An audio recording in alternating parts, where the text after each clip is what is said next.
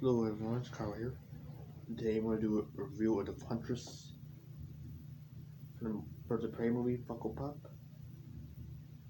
review. There's the back of the box. Put your set.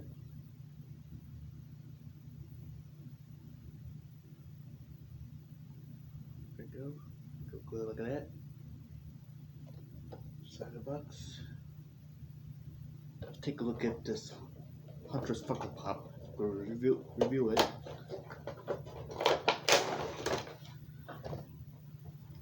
What I like about this one is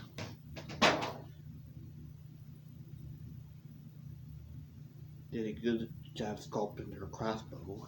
It's pretty cool. And her costume is done really well.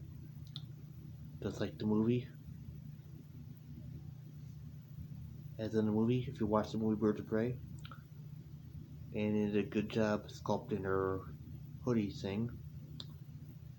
And her hair's done really well.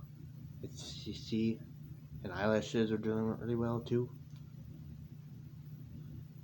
So overall, I have to give this Funko Pop about 100 out of 100. Would you give it? Would you buy it? Yes or no? Let me know.